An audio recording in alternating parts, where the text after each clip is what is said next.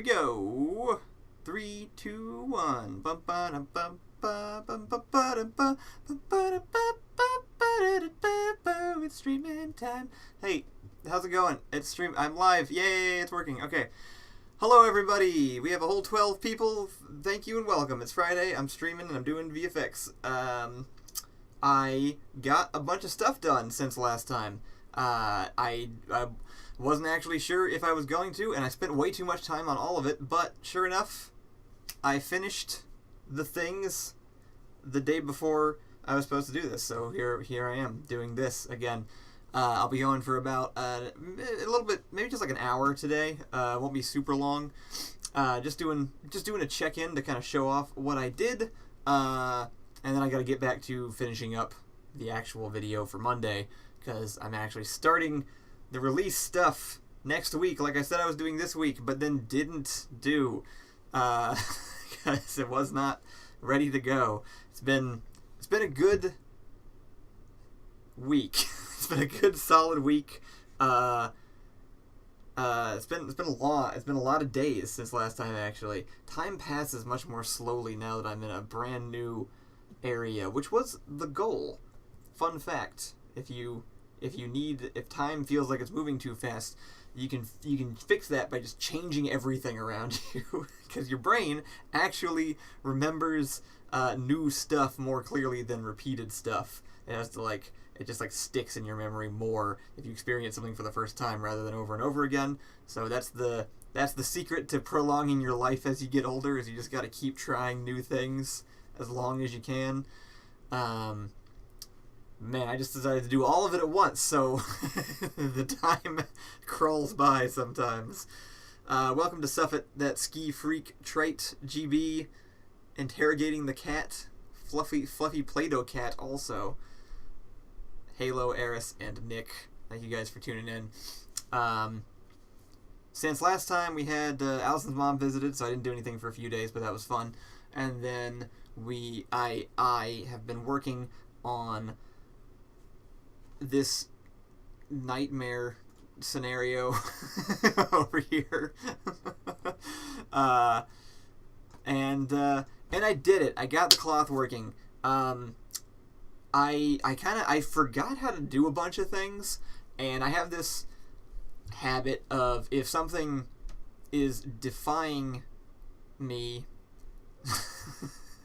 refusing to relent, specifically machines. If I'm working on something and it's not doing what I know it can do, I have a really hard time letting it go. But also just from a practical standpoint, I'm always like, okay, my goal is to be able to just sit down and throw in a cloth simulation on something. So if I can't do that right now, I also won't be able to do that later. So if I should just figure out how to do it, because then I'll know how to do it later on. I'm gonna have to do that at some point. So why not spend 3 days repeatedly just re-simulating the same fabric now?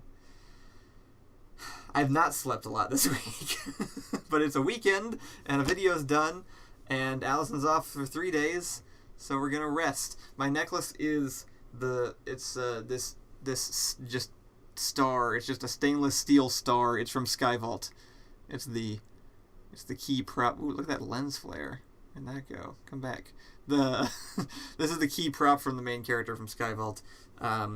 At some point, I just raided the Skyvault bin. I also got these nice cargo pants from the same bin.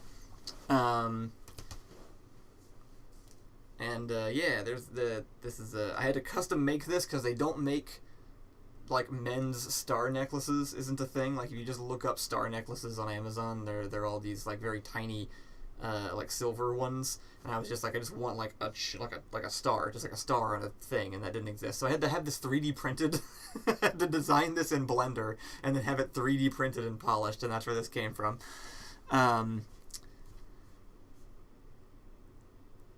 What were we doing?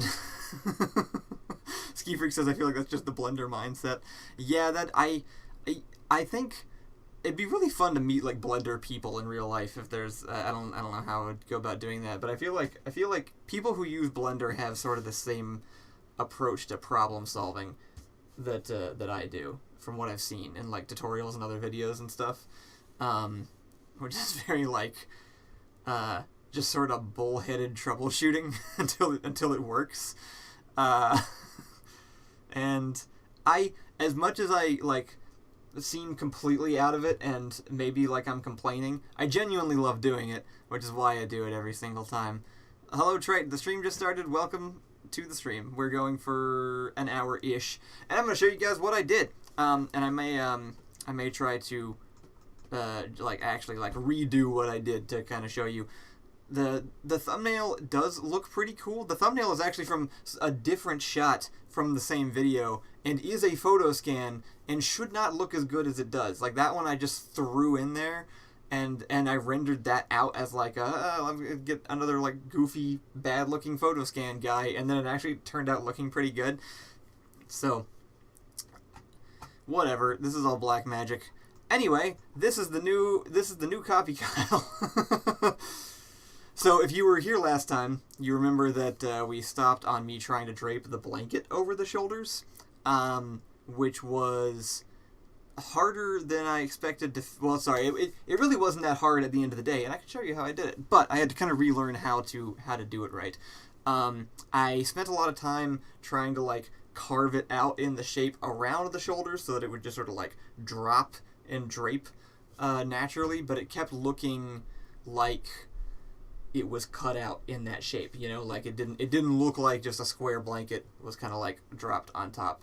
I was trying to switch this over to rendered mode, but it's going quite slowly. And I really wanted it to kind of have more of that, like, you know, be bunched up. I don't know, it just looked weirder than I wanted. And again, it didn't matter. It's not like an important thing. Look at that. That's not important. That doesn't need to exist. But I wanted to know how to do it because I knew I could. I knew it would work. I knew it was supposed to work, and it bothered me that it didn't. So I kept working on it, and the big thing is I remembered the existence of force fields, which I had completely forgotten about. So in Blender, there's an entire object category called force fields, and it's just like directional force in some way or another, and they have all these different types. So what I ended up doing, let's see, is this actually... I had to do a lot of different kind of finagling to like get everything in the right position also. So I don't remember like which blanket is the one with the actual simulation data like baked into it. That one's just frozen. Oop, but then it moves. Oh, that must be the one that I actually kept in the... Oop, he's upside down. What I ended up having to do also was kind of like I had to like cut up the animation into like a frozen part and then an animated part because the frozen part wasn't frozen enough. It kind of got away from me. So I think, you know what I think might be the easiest thing to do actually is just kind of like set it back up again to show you, and then I'll show you the finished result. So we'll hide this, we'll hide all this stuff. A lot of this is just like lighting setup and random things like that. So we've got me moving and animated in the chair, and I needed the blanket to just kind of like flop onto my shoulders, and was having a lot of trouble getting that to happen. So what I ended up doing, if I hide the hair, will it go a little bit faster? Maybe not. We can get our plane right over here.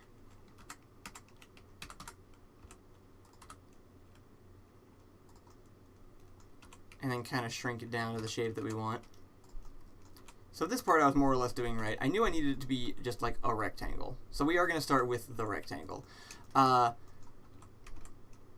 essentially what we're going to do is just put it right here up in the air, and then we're just going to push it like what actually, you know, like if you were throwing a blanket or something.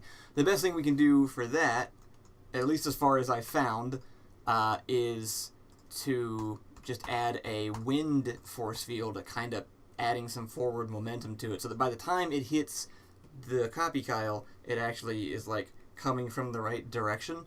And I'm gonna try to keep these pretty low right now so that it moves fast enough for the stream. But I also found out that you really need to have, if you want like the really good folds, you gotta have the geometry really high. It's got to be dense, or it's not going to come out right. So we go into force field, and then we go add a wind force field like this. And so it has this little shape. We're going to turn it 90 degrees, and then I don't know if it needs to be placed. Oh, tea time. 1 second.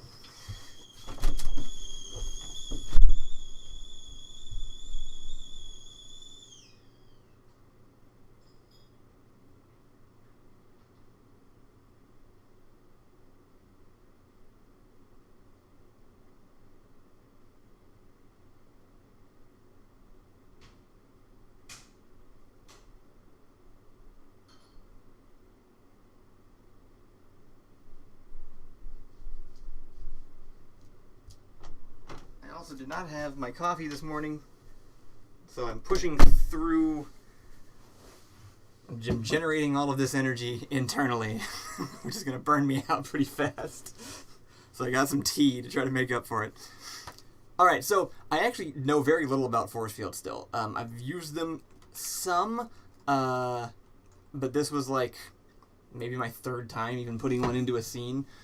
So I don't entirely understand how they work or what all the different parameters do, but there's a couple of pretty obvious adjusters like strength and flow. Turn those up, it blow more. So that's what I did. I just kind of did that until I felt like it was working. And I don't remember how high. I feel like I had to bump it up quite a bit on both to make it work, because that looks intense, right? Like if, like, I don't know, the communication happening of like the circles being really far apart is implying that that's just gonna blast this thing across this landscape. But it didn't happen. So we're gonna try it and just see what happens here. I already have the CopyKyle and the chair set up as collision objects, so they'll be in the way of the cloth when it hits them. And then one other tip that I probably could still do better than I ended up doing. I just get it becomes late and I start doing a really hacky job until it just kind of looks okay. But I added this piece onto the chair just to help with collisions.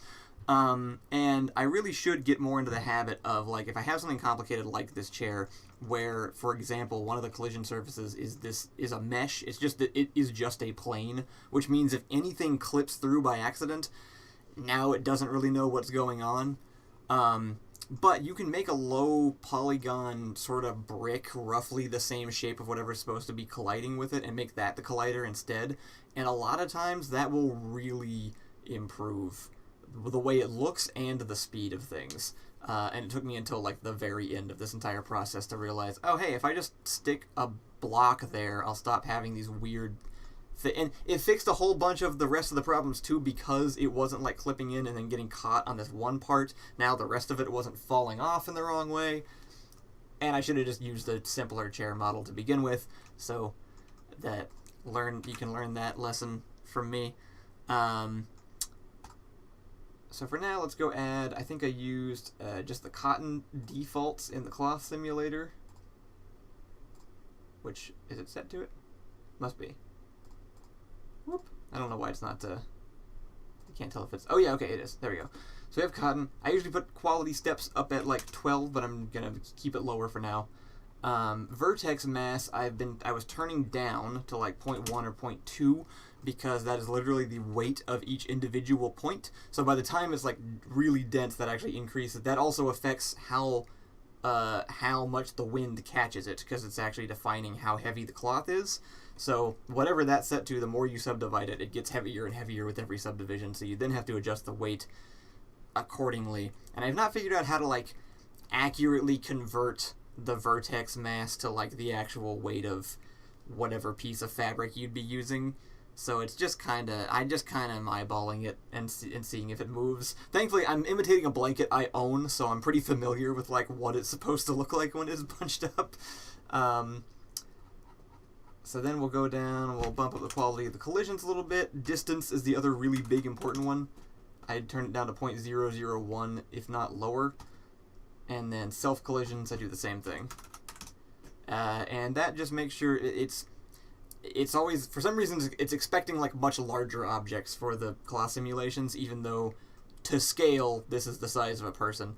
I don't know why. I've heard, I haven't ever had to do this, but I've heard that if you're really struggling with cloth simulations, if you just make everything bigger and then do it, it will turn out better. And I kind of forget to try that, honestly. So I probably could have done that at some point as well, just to see if it would have helped. But I usually have pretty good luck just setting the distance really low, and it's okay. Let's try it. Hit play. Here we go. Dan asks how I am. I'm good. Thanks. Look at this chat interaction. Tea time comes whenever I don't have enough energy to form a coherent sentence. Look at that cloth. Look at that cloth doing cloth things. Isn't that cool? So obviously this is pretty, again, like it's pretty chunky looking. So you would increase the resolution of the mesh in the actual version, just for the sake of it looking real. You know, as you do. And then you go to Shade Smooth, and then you add like a little extra bit of subdivision on top of that, which also helps bring it out a bit. Like that, that's not bad. If I had it higher resolution, it would look even better. And then you add some thickness to it, and then you spend 3 days adjusting the values of this strength and this thing's weight and where it is, so that it actually lands on the shoulders and drapes over parts of the chair and doesn't block too much of it the way that you want it to. Obviously, that's the process behind doing cloth simulations. Though it did take me, like, each one of these steps took me too long, and all of them together is really what like added up the time. Like, I could have saved the day if I had thought to blow the blanket forward, for example, so that I didn't spend an entire day trying to like cut the shape around the head or pin it or do any of these other dumb things. Let's check out, do I have an old version? I do have an old version somewhere. I think it's in here. Screw you, After Effects, and your slow renders. I have some things to say about After Effects this stream, but it's not time yet. I think that's in... Don't pay attention to this. You don't know what this is. This means nothing. Where's the actual one? Get off the screen. There we go. Okay. So, I was going to show you, like, the first version and what kind of, like, messed up about it. I think if I turn these on and then turn these off, it should give a pretty good view of what's going on. So, my earlier version turned out like this, which it'll render a little bit slow at the first time around. But this is where it was, like, cut around the neck. You can see how it looks... like it's cut around the neck. It doesn't actually look like it's a blanket. It looks like a weird shaped, I don't know, like fabric that you're measuring for a shirt or something. The texture turned out okay, but this is kind of the problem with just trying to let like a cloth simulation sit that I also discovered, which is that it just keeps moving, because the simulator is constantly solving poncho. That's the word. Thank you, Light. My brain today. Actually learning from these streams. That's great. That pauses me trying to remember what you told me your name was. I have forgotten. I apologize. I know you told me last stream, but as you can tell, dredging up memory is taking some major processing power today. Anyway, I didn't want the blanket like bouncing around like it's doing, so I had to figure out a fix for that. And that ended up being having to basically just split the animation. So once I had the actual one down, I was able to pick out the frame where he actually started moving, like where the major... You know what? I'm going to have some tea. I'm going to have some tea real quick. We're switching over to tea. Tea and vibes for a second. While my brain reactivates. What can I play? Everything's copyrighted except for my music. I'm gonna go to White Lightning HQ, the album. available now on Spotify. And let's play, here, Misanthropy. That's nice. Make sure that's not too loud.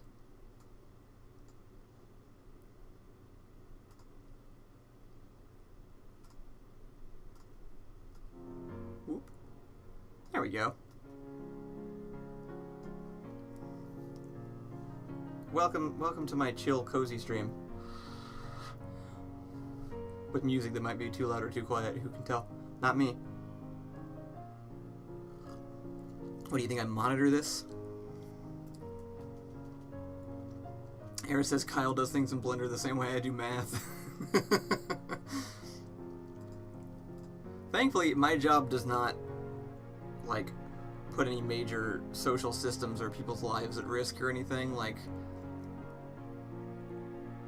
I was never gonna be an engineer or something. but I can do this. This works.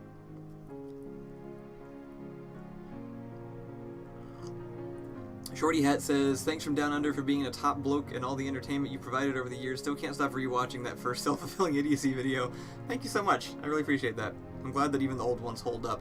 So I have started recording the podcast with Ian. We're going back through our old videos, and it's kind of cool watching them 10 years later. Like I kind of get it for the first time. Like I'm rewatching. I'm like, okay, this is not bad. I get why people enjoyed watching this. Those podcasts, by the way, start coming out this Wednesday. We have 3 episodes in the bag. We're releasing the first one. And we actually just did the Gary the Misanthrope episode, so we were just talking about this song. Fun sneak peek fact, JP actually did this song like live to the video. Like he came over and then we sat down in front of the editing software, and it was the first time he had done music for any of my videos, and I just like played it a couple times. He thought of something while watching it, and then I played it the 3rd time, and he just played it on the keyboard while watching the video, and then that's what went into the into the video.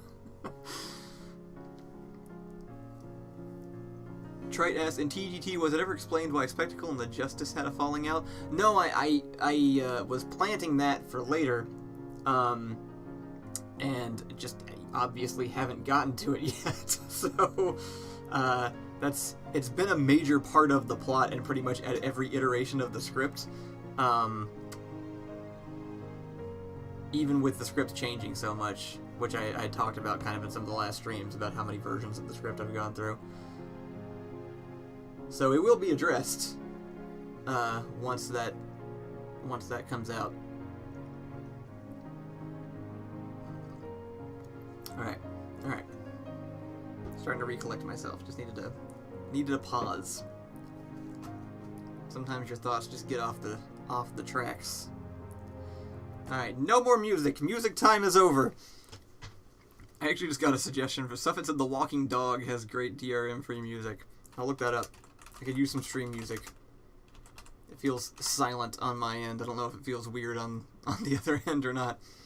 Alright, so, because the blanket, like, jumps around, which, again, happens if you just have fabric resting on something and just simulating constantly, because I assume if you had it turned up very high, like all of the settings maxed out as high as they could go, setting your computer on fire, and every little detail maybe like dialed in exactly right the way cloth would actually work, maybe it would just continue to simulate right. But when what you need is for the cloth to sit still, that's kind of unnecessary. So I realized I needed the cloth to start moving at a specific point, like right when he turns. That's when it really matters that like the simulation is working. So I went to about this frame in Blender, and I essentially just split it. So I had one where the animation happened, and then on that one I froze that frame, and then had everything leading up to that point just be the one frozen image. And you can see in here, if I go turn on the right one, which I'm not exactly sure where it is because it has I think it might be in here. Yeah.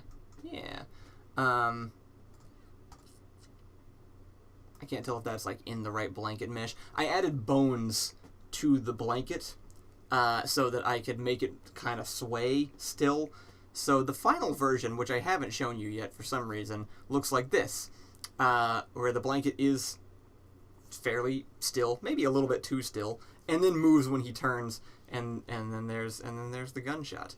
So this is just like a frozen mesh of the simulation where I just applied that modifier to the mesh, and then it stayed in that shape. I put some bones in it. I added the wiggle bone thing that there's a plugin for Blender called Wiggle Bones, where it will actually just like sort of it's a physics simulation of its own, but kind of lightweight, where it will calculate out like wiggles. Like if you have like an antenna sticking out or something, and then you move the whole thing, it'll like bend the shape appropriately. And I use that for a lot of stuff, along with like the inverse kinematics to like create like the puppet effects. But it's really useful if you just need like subtle movement in something that sort of like is the result of other movement, secondary movement. It's good for kind of imitating that. So I just decided that was the corner I decided to cut, and then once it hits the point where he turns around, and now it's actually like simulating frame by frame again. And then I finally did all that, and it was like, now I gotta do hair. And I've never done hair. So I was like, I'm gonna have to figure this out. It's gonna be a whole other day. And it turns out hair is very easy, actually. I had no issues with it whatsoever. In fact, I'll go do some right now. Let's just open up a new project. I don't want to spend too long because I got limited time. So, reminder to myself, don't spend forever doing this. So if you have like a dude's head, which is obviously what this is, you can add hair to it by going over to this tab right here is particles and hair. You just add a new one, you switch it to hair. Look, there's hair lines. Switch the hair length down to something like that.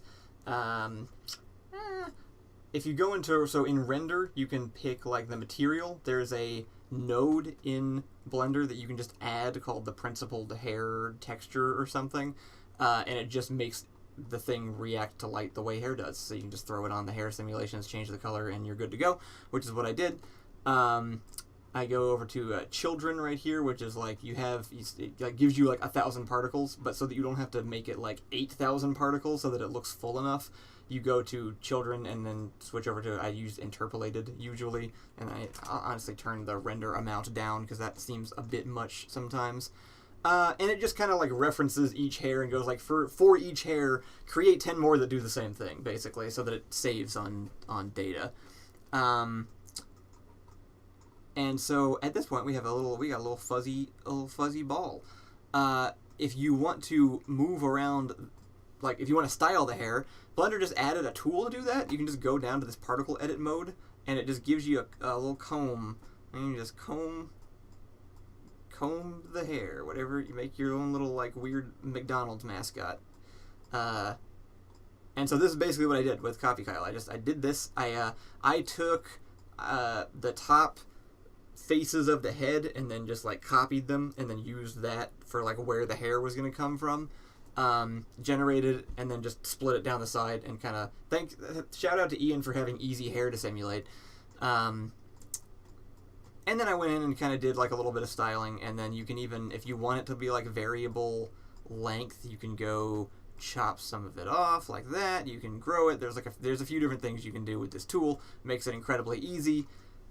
And that's already looking pretty good. That's not even textured. That's literally just like the viewport, like the basic gray blob. How much extra hair can we add? And then on top of that, you can go do like, let's say I want to, I'm just going to hit record. This is my favorite way to animate, by the way. If you just do auto keying and then hit play and then move it around, ooh, it just records all those keyframes down there. So now it just moves. It just does what I just did.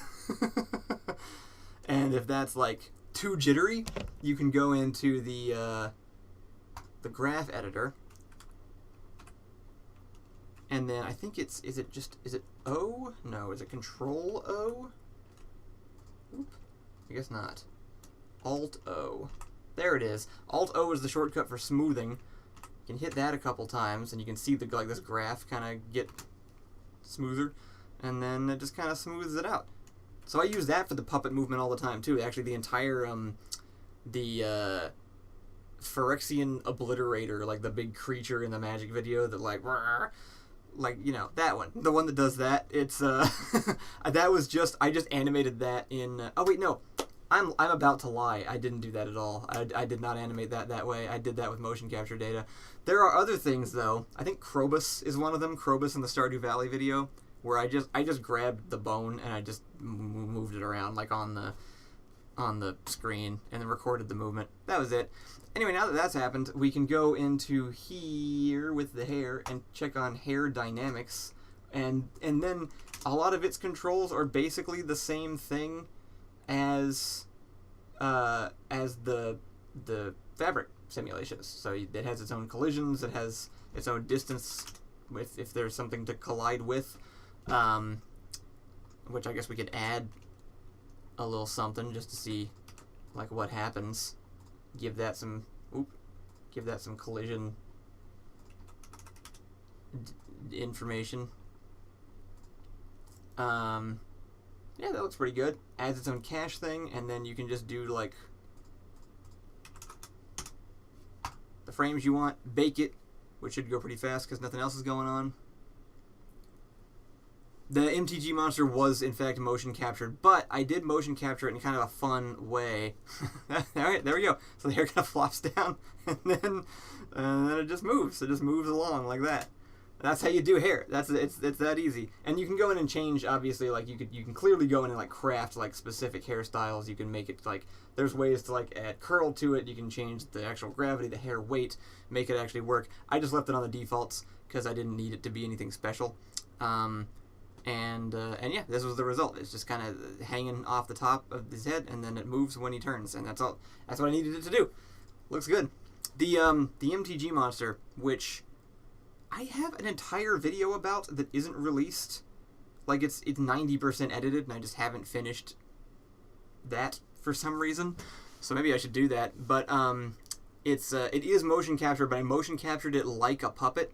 So I actually like put a puppet on my hand with the motion capture suit on it, and then did the motions with my arm, and then I have the full skeleton of me, the puppeteer, underneath the model in Blender, moving it around, and I just attached the face of the creature to the hand of my motion capture data, and that's where it comes from. And so it looks like it's being puppeted. It's super cool, and you can see things in it like that I'm the one puppeting it, which is nuts.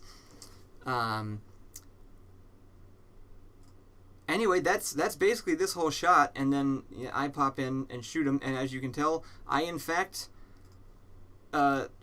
stuck to my word and did not put a gun in my hand in this shot. So I've already come up with a whole in-universe joke for why the guns are not actually guns. It works. It works with the premise, which maybe will become clearer over time. So yeah, this is the mocap gun that the unmocapped mocap gun. And obviously the time travel effect is happening, so there's a little bit of a giveaway there. So as usual,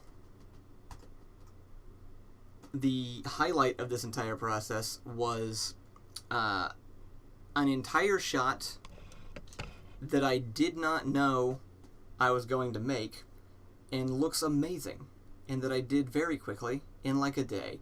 So I'm excited to show you that, because that's the next shot that we're going to cover. I'm going to go open it here, and then I'm going to open the actual shot. So I needed, wouldn't have noticed the gun anyway. Yeah, I assume most people won't. There'll be a couple comments here and there where they'll be like, wait, is the gun cardboard? Anyway, thank you all for sticking through that, and for the encouraging comments. So for this vague video that I'm still not going to say anything about because it comes out on Monday, so I don't want to just like explain the whole video. I had shot close-ups of me talking to me in presumably a room. And the original plan was just to jump straight into that, because I didn't really have the room to do a wide shot. But I really like having wide shots. I like establishing the space.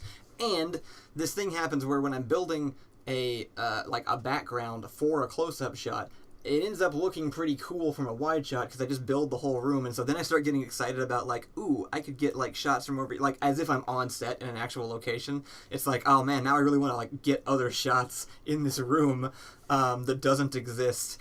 So I got it in my head that I needed a wide to establish where we were. And I'm glad that I did.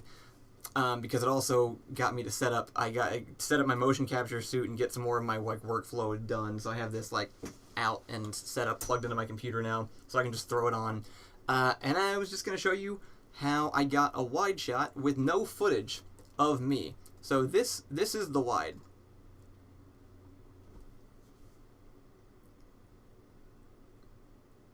And this will be a cut of this will be in the video.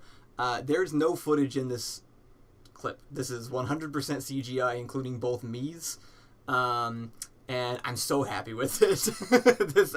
I'm really interested in the idea of being able to do digital wide shots because there's so much interaction with the environment, and being able to create something like that without having to go somewhere. Like the green screen, I'm getting better and better at green screen. It works really well in the close-ups, but then getting the wides is kind of hard because you have to have enough room to still shoot yourself on a green screen. You have to have enough green screen to move if you want to actually have any sort of like dynamic motion in the wide shot.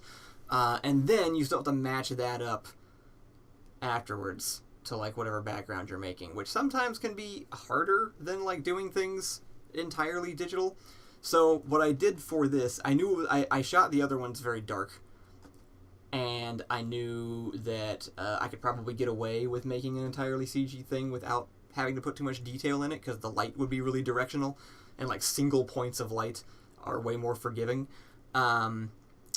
And yeah, the color is a big thing actually, because I've also got, I'm not going to talk about this right now because it's detailed and boring, but I have managed to get Blender to export shots in the exact color profile, including proper black levels and stuff, of my camera. So it exactly matches my camera sensor when it exports shots, and so you get things like my face being blown out or the shadows being kind of muddy, because that's what my DSLR looks like, and it actually ends up looking more real. So that's neat. Hello, Adrian. Thank you for joining. That sounded facetious, but I meant it. I just have to manually put inflection into my voice if I want it to be there, and I didn't do it in that moment.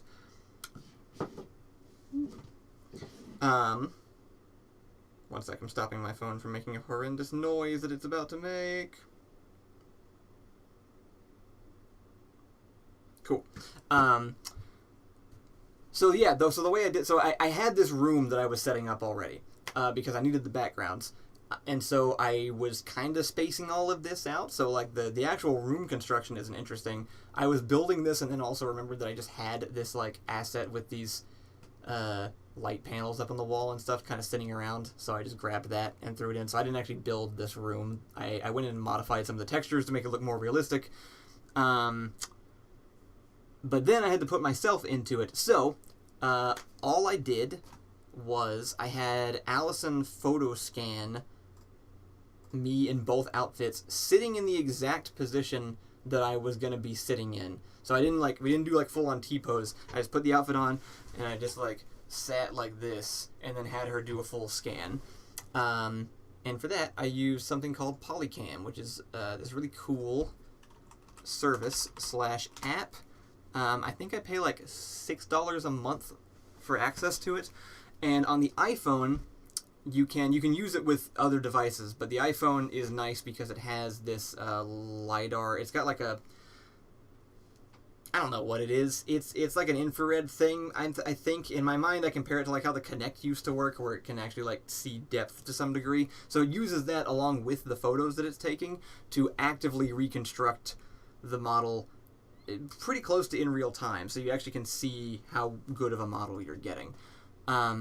And they aren't super high resolution, but they're decent enough quality that from a distance they look okay. Like, this is pretty chunky. Like, I would never put this front and center. But obviously, once you stick it, back in the background and light it really strongly, it's not really noticeable at all. So she did one in that outfit and then one in this, and for some reason it scanned the whole room in this one. In the future I'll have her redo it because it also apparently has there's only so much data that it will give you, and if it divides that data among an entire room, then you end up with a really low resolution model after the fact. So, but it didn't matter. It's just something that I'll get to keep in mind. Whoops, I hit play. Here we go. Alright, so here's the actual scene. Here's this room. Here's the desk. And here's the two me's. You can see, you can tell actually, right? Because this one has a bunch of detail on it. And then this one looks like I'm wearing a morph suit. Because there's just no geometry there at all. So I was able to just drop both of these in here. And then animate them with the motion capture data, which is the cool part. And that's what I'm going to show you how to do right now. And then also I did the hair again. I just went and popped the, I spent a little bit more time, very little bit more time making the hair kind of curly, and I made it short, and I didn't do hair dynamics. It's just kind of sticking out, but it catches the light, because that's the only downside with photo scans, really. Almost every part of it works from a distance. The big tell is the hair, because it looks good here because the photo looks good enough. This texture looks okay, but the edge is still just a hard edge because it's just an attempt at reconstructing what it was looking at. So if you actually throw on a hair simulation in Blender, you get all the the hair catches the light and stuff as it comes through. That's pretty neat. That worked really well and didn't actually take any effort. Hey, Smalls is here. Smalls, look at this cool shot that doesn't exist. This is CGI. So, yeah, the next big step was the movement. As good, lighting can look good and stuff, but the thing that really sells and really brings it to life is just adding that little bit of human movement. And I attempted, or no, I didn't even attempt. I considered just doing the puppet method, where I just stick a string of bones up through the spine, and then I'll just that sounded very visceral for some reason. I was trying to avoid a weird way to say it and somehow landed on a weird way to say it.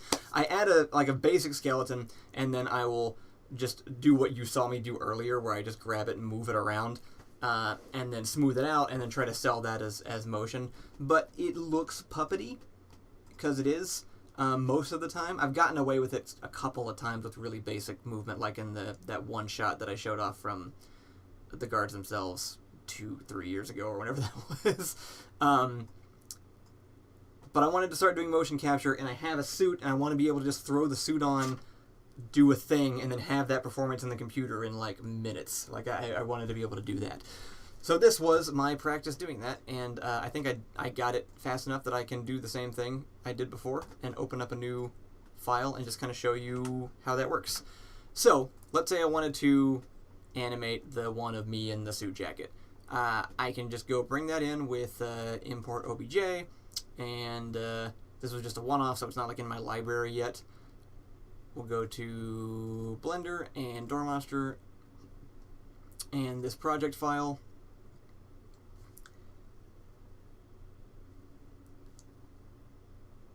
And Capitalism Kyle, as he's known around the office. So that'll import for a second. There he is. Alright, next step is to get all of this garbage out of the way. So we go and add a cube, and I'm just gonna put this right over here, around the bottom of his feet. I just don't want anything touching him. I don't care where the rest of it is necessarily. And I usually just do a few big blocks at a time. So if we go over here, we can add a Boolean modifier, which basically just subtracts one object from the other, and then we apply it, and then we delete that cube, and that part's gone. And then I can go in here, I can select this mass by hitting L to select everything that's connected to what I'm hovering over. Control I to invert, delete all of the extra shit that's right there. And then I'm going to do the same thing, a little bit more complicated with the back of the chair. And by complicated, I just mean I'm going to spend some more time, like, making sure it's appropriately carved out. Who is that guy playing Baldur's Gate? I don't even know who that man is. I don't know who any of my Steam friends are. I don't have friends, so I don't know how they ended up there. Basically, I have no affiliation with anybody on my Steam list. Which, at this point, makes it sound like I do know that guy. But I actually don't. Alright, I'm just doing stuff without saying what I'm doing.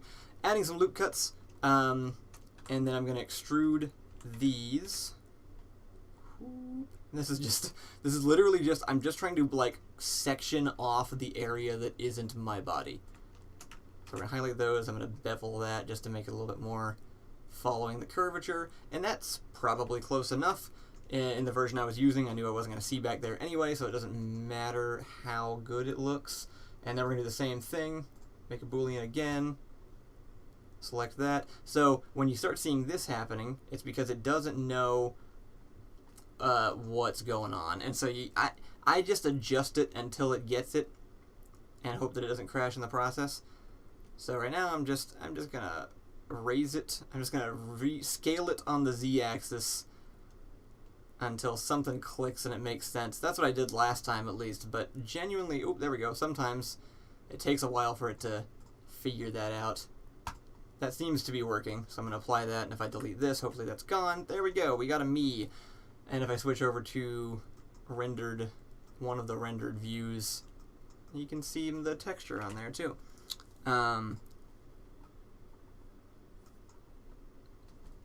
Ito says, sorry, I had to read your whole name to figure out how to pronounce your name. I'd love to make these kinds of videos if I had money, but mine would probably be more dark humor. I'm actually, like, I'm working on making these to do without money as much as possible, which is why I think Blender is really cool, because it is actually just completely free. You know, you need a camera at some point, but I would probably trust even some phone footage, like, to be workable. So I'm gonna, again, more teaser. I have things to say about After Effects, but I'm moving toward using something called DaVinci Resolve, which also has really good green screening capabilities and is also free. So I'm moving toward having a free workflow because I'm tired of having to spend money on things that I don't want to. And that was always my goal too, was to do things very cheaply, because I didn't have money early on and I always had to figure out how to, like, get around that. So I do recommend it if you're interested, like, just messing around with Blender.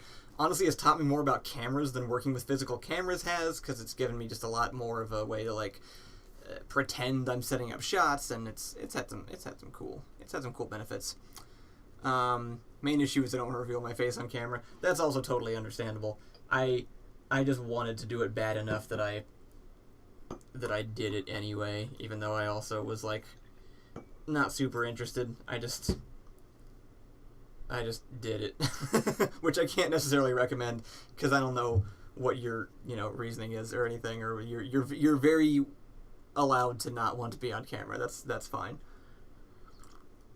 Only issue there is having to find somebody else to do it with, which I struggled to do way more than I struggled to be on camera personally. I keep trying to save and I don't want to save.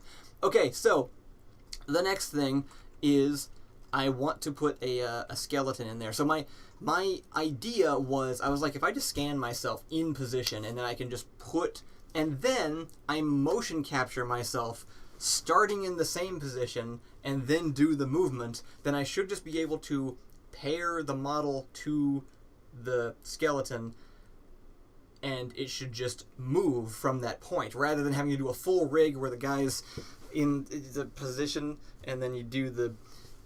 this camera's not wide enough, nor is the room.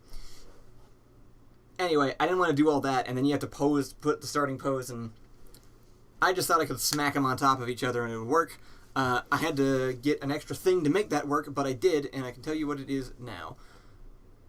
So the other thing we do is we go to import FBX, and I just have it saved in that same folder, which it of course does not already have highlighted, even though I just accessed it.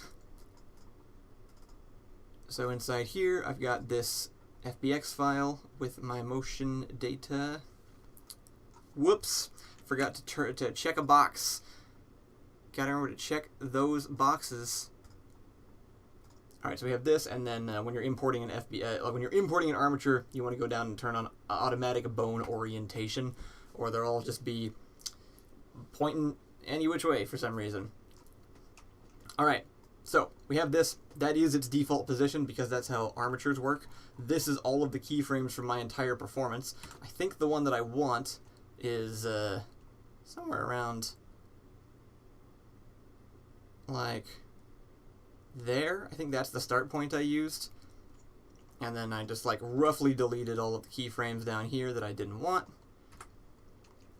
And then moving this is kind of annoying because this animation data kind of like also applies to the overall animation. The thing I usually end up doing is just I put the cursor near the bones and I throw in an empty somewhere around here, and then I'll take the whole skeleton and I'll go I'll just manually add a constraint and just do child of this object. So now I can move that object around and it takes the whole thing and the animation plays out correctly wherever he happens to be sitting.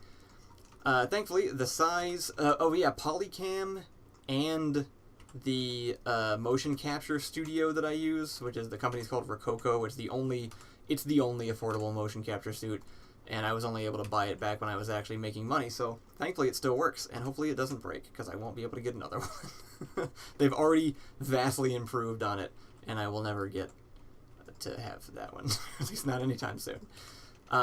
So it doesn't line up exactly, but it doesn't need to for my purposes, and I knew that going in. Anyway, both of those softwares actually like scale them correctly, which is nice. And then I'll usually go turn on in the viewport display under the armature tab. I'll go turn on in front so I can actually see where the bones are. Okay, so theoretically, I should just be able to click on this, parent with automatic weights, and it'll be good to go. But some things happen. First off, we have this error pops up, this bone heat weighting thing. It's basically saying that like it failed to attach the mesh to the bones. This happens when when there are like holes, when it's like Blender thinks it's trying to map multiple objects inside the same mesh onto bones and it doesn't know what to do. You can fix that by just going to merge by distance, and I usually go with like 0.0004 just to make sure. It'll remove some vertices, it'll combine, there's holes in the mesh that you can't see basically, and that happens because the photo scanning is imperfect.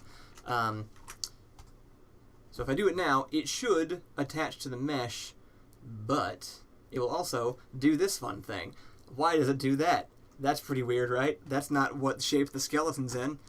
The issue is that the default position of the skeleton, the rest position, is still this. So it actually got mapped onto the skeleton while it was standing in T-pose. So now anytime the skeleton moves, the mesh moves along with that. So you'd think the next thing would be like, oh, okay, well, since that doesn't work, I'll delete that armature modifier, and then I'll go into pose mode, and then I'll highlight all the bones, and I'll go to pose, apply pose as rest pose. This is common knowledge. Everyone knows where this is. And you can do that. Before I do that, for no particular reason, I'm going to copy this skeleton, and I'm going to leave it off to the side.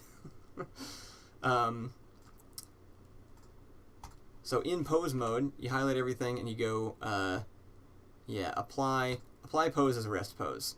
And it gives you a little error that you can ignore, because why would you pay attention to error messages? And if you click rest position, that's it. See? It's in that position. So you're like, yay. This is exactly what I wanted. Let's continue. Oh no! Oh no! What happened? What happened here? And the problem is that what happened here is that all skeleton animation is just relative rotation to the rest position.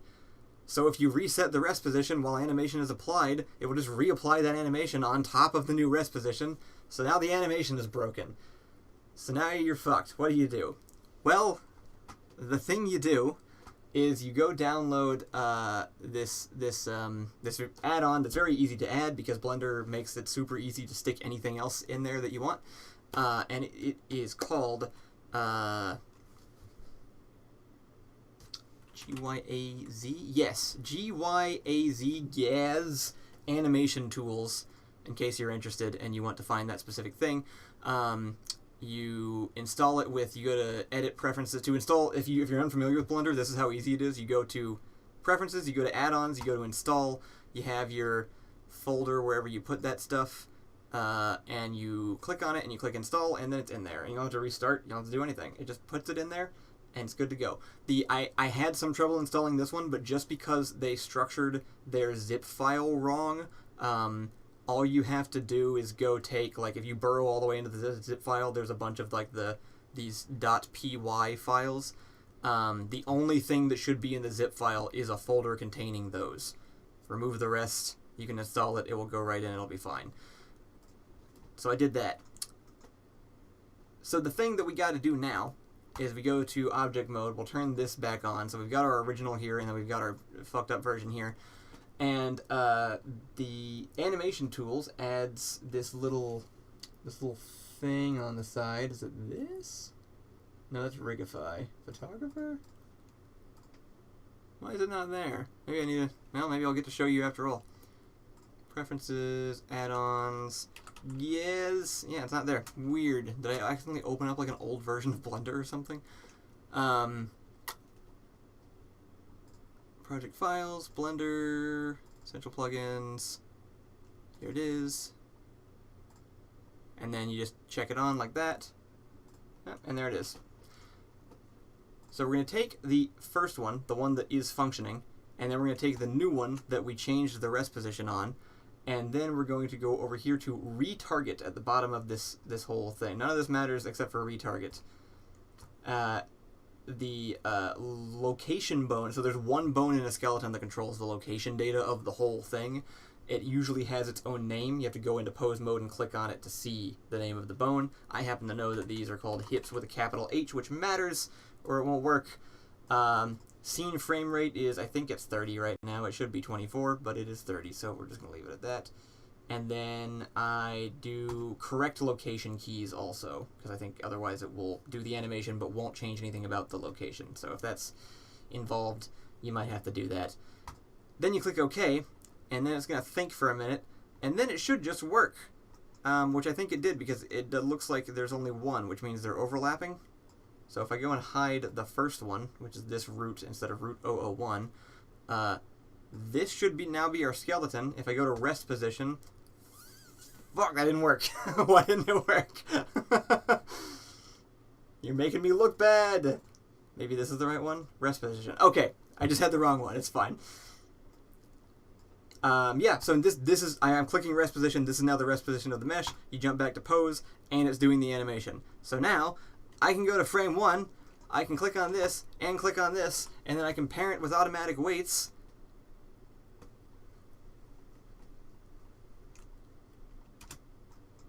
And then he moving. Look at that. I don't know why it adds all of these empties. I'm not sure which part of my process is doing that, but I just go and hide them because they don't need to be there. They're in the way. And we'll hide that so we can actually see. But yeah, there it is. It did the thing that I want. Now I'm just moving. That's just my motion capture data applied to a model of me, and now you just gotta light it and put it in the scene. And you got a relightable, realistically moving 3D model of yourself. And so I did the same thing with both of the me's, and we got this cool scene. And I got to play around with like setting the camera up and getting the shots and adding different light and oh, the chair. I'm really actually happy about the detail. I'm super proud of is the way the chair moves when I pop into it right here. Like it just moves around just right. Because I just paired different pieces of the chair to like different bones, so it actually like slides around, looks like it's rolling and turning and stuff. It's cool. I'm very excited about this. So now that I have that set up, I feel like I can just do that like on a whim now, because the scanning process Allison does, like, can scan me on her phone for me in 3 minutes, and then I upload it to my account, so it's just on my computer, and I just download that, and I have an object I can just import, and then we just do what you just saw me do. And then if I want new data for it, I throw the suit on, record that real quick in the other software, which is pretty easy, just like click, move, export, and then I have that file. And it's cool. So I've found yet another way to not have to learn animation, is my point.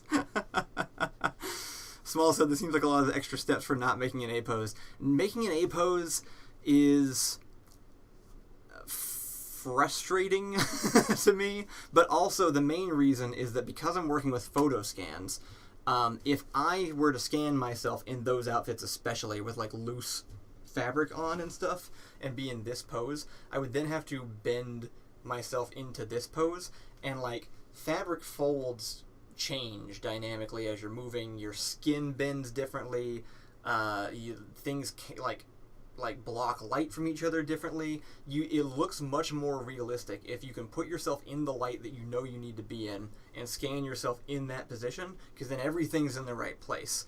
So if you're not going to be moving that much, like if I were like trying to map on like motion capture for a full fight scene, I would still have to do the A pose, because like I need as much data there as possible, and I may even go in and try to add fabric simulations on top of it. I don't know, like it would be more work. But for something like this, where it's like I know that all I need to be happening here is that I'm sitting still and I'm moving my hands, and then I look this way, and I need that little subtle human movement that's going to make it look real.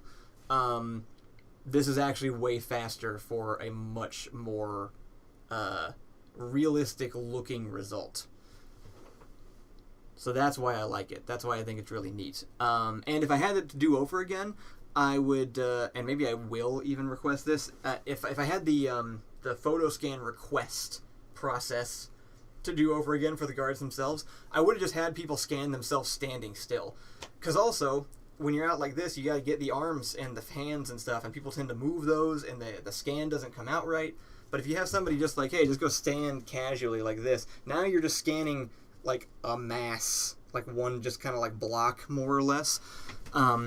And then I could just like, you know, record some animation of me just kind of like standing around, like idle animation basically, and pop that on there, and it's done without having to repose or like do any of this extra stuff.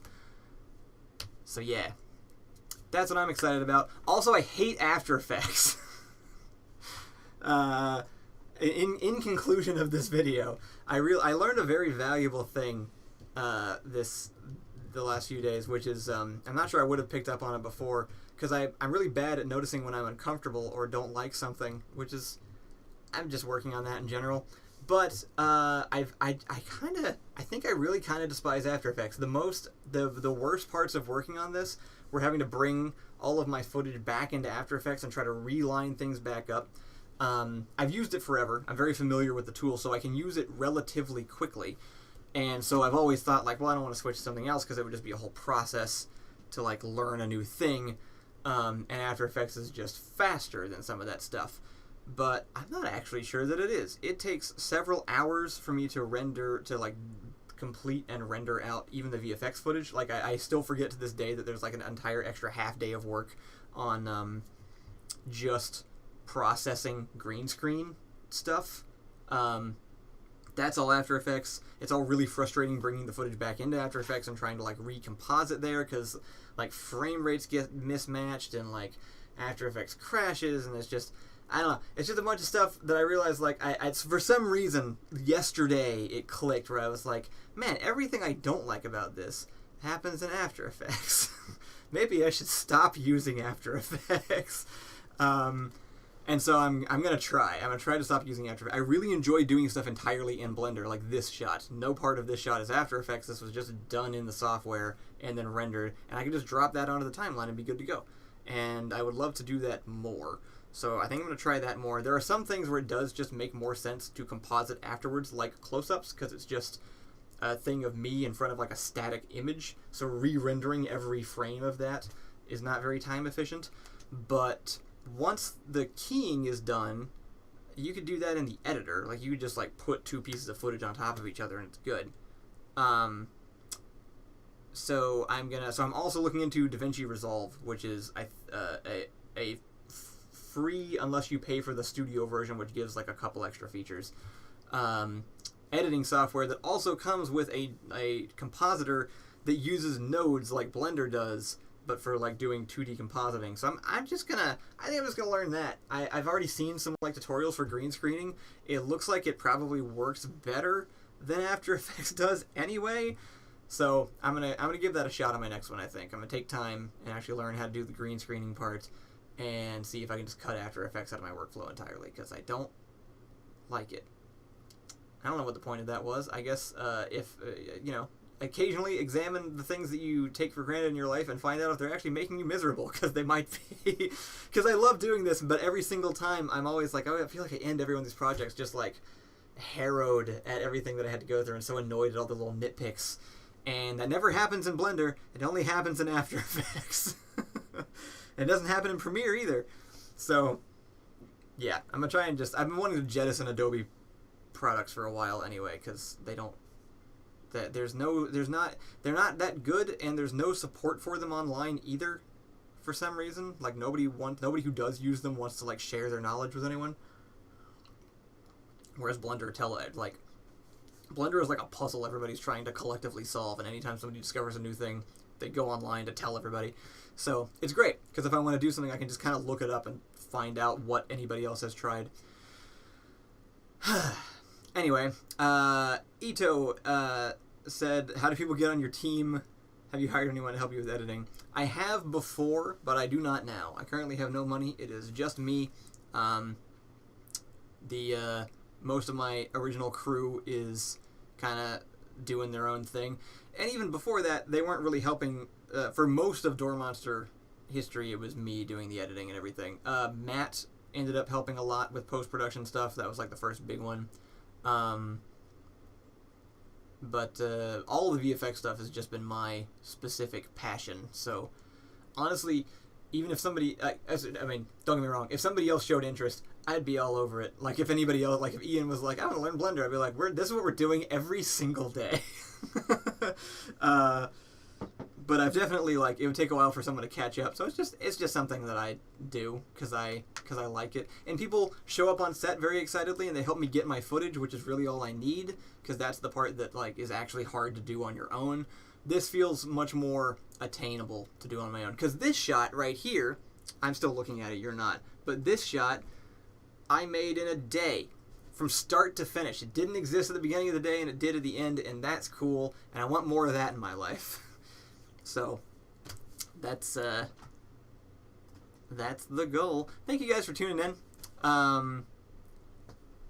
The man whose name I can't read or remember, is it Isaiah Ishmael? Something with an I. This really makes me want to be part of the VFX process. These videos look so fun and rewarding while being so tedious, putting in all those little details.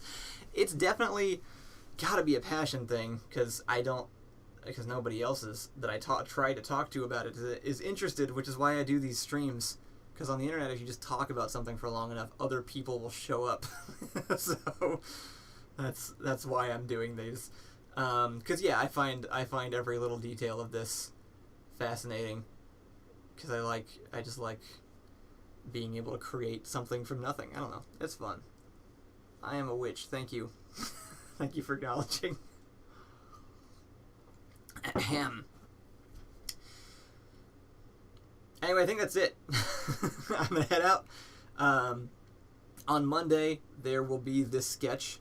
And also the Allison's Home podcast on Patreon, which we just didn't do this week because it just got busy and I brushed it off and we hadn't started yet. So I was like, it doesn't matter. We'll do it when we've started everything. Next week, we're starting everything.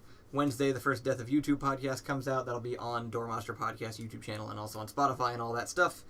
And then next Friday, I will do another one of these. And I don't know what I'll be working on. If I'm not working on a sketch, I will hopefully be working on the movie, which I would also like to start now that this is done. And hopefully I have enough stuff set up that, weekly sketches are not supposed to feel like this every time. And if they do at all, I've done it wrong and need to reassess. So, I'll see you.